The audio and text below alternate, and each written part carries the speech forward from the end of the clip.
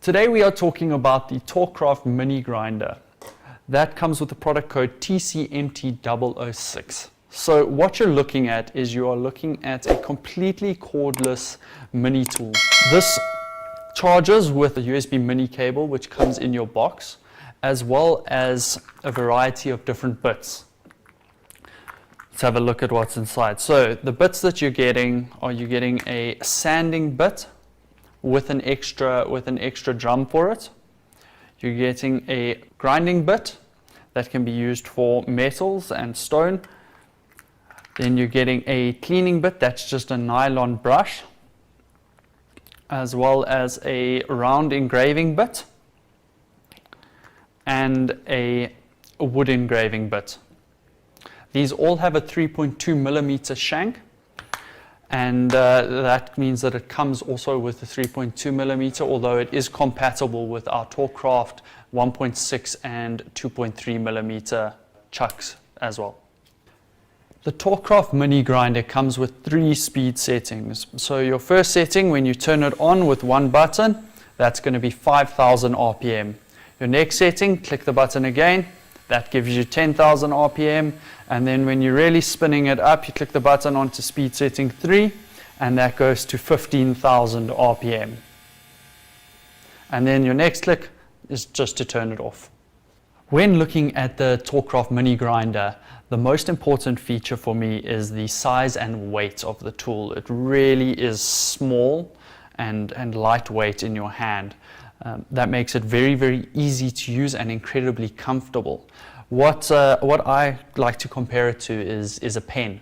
And when you look at a pen and you look at how pens are used worldwide across almost everybody that reads and writes, then you can understand that the grip of a pen, although different people have different grips, it's one of the most common shapes. So what they've done is we've tried to replicate that grip pattern and get a very, very ergonomic form on the front of this tool. So if you look closely, we've got rubberization on the front here, and then we've got these 2 small grooves that sit on the front. And what that does is it allows your fingers to be perfectly located in a comfortable position, but also out of the way of all the moving parts and the crucial venting for the tool. So you've got your front spinning it there.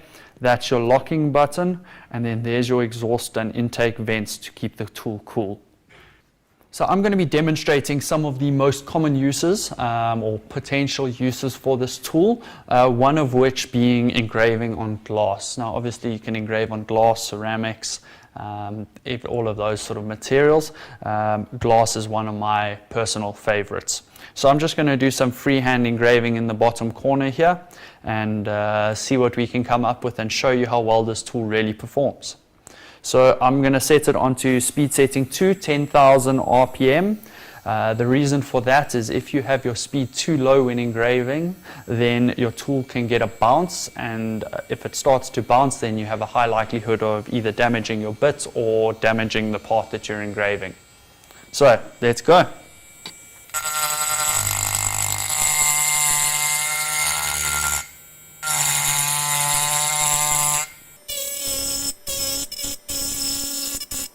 As you can see, we've got a very, very light touch here. Nice and easy to do any detail work. I'm just engraving some leaves here.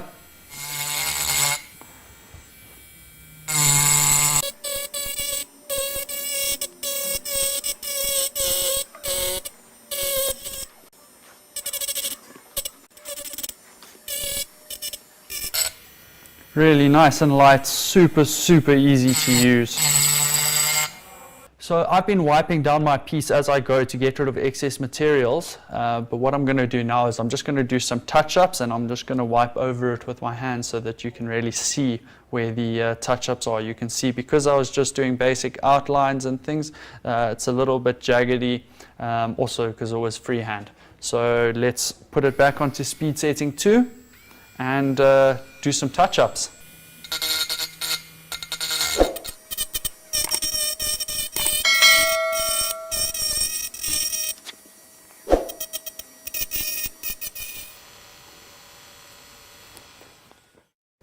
Next, I'm going to be demonstrating how to use the sanding drum as well as how to insert your bit into the tool. So firstly, on your sanding drums, you have your actual sanding, the ridge there, the rim, and then inside there's a rubber sleeve.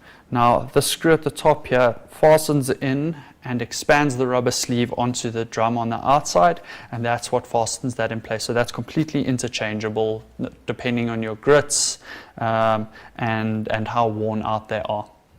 Next, to insert the bit into the tool, what you're going to do is you're simply going to slide it into the top there. Your tool is now obviously loose. Then you're going to push down on the end here, push down on the locking clip, and then simply finger tighten that into place. You do want it to be as tight as you can possibly get it with your fingers, just so that there isn't any slipping on the actual tool.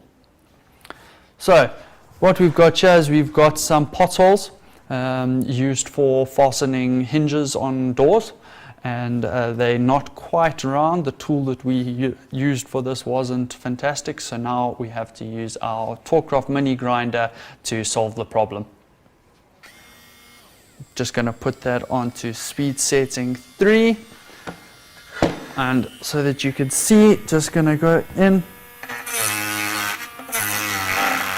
and you can see how nicely that sands up the edges.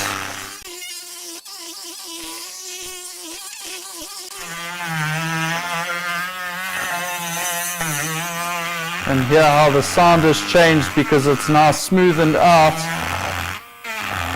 So it's no longer catching as much. There we go. Let's blow that out and see our result.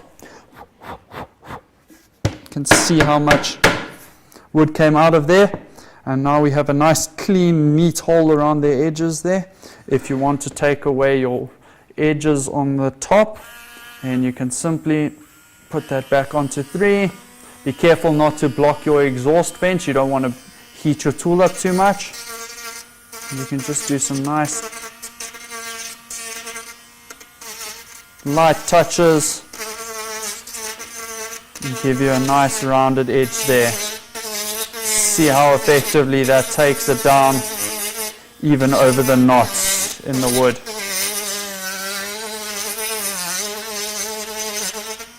Okay, I've now fastened the engraving point on there, and we are going to do a little bit of engraving on this MDF board here. I've just drawn out a picture so that I have something to follow, and then we are going to do the same thing, put it onto speed setting 3, and let's go.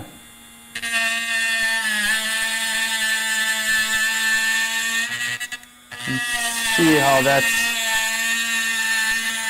easily eating away at the material.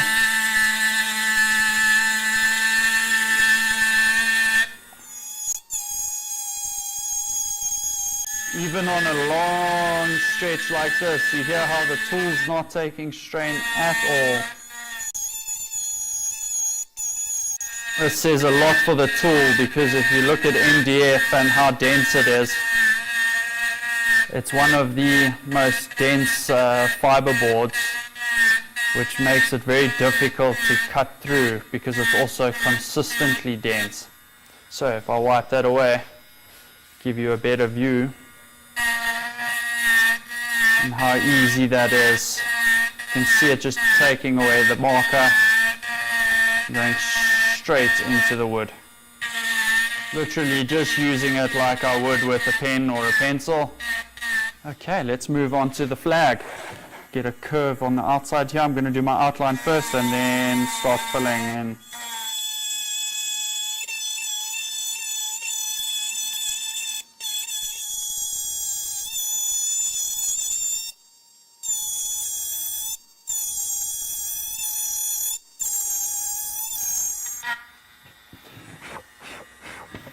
And there you can see we've got our basic outlines there. I'm applying quite a bit of pressure on this just to make sure that it stays where I want it to.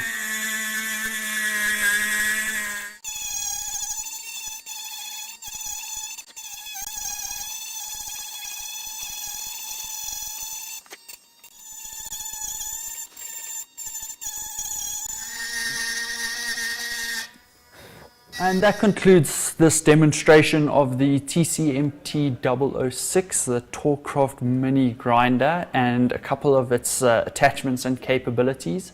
If you have any questions or would like more information, please do not hesitate to contact us.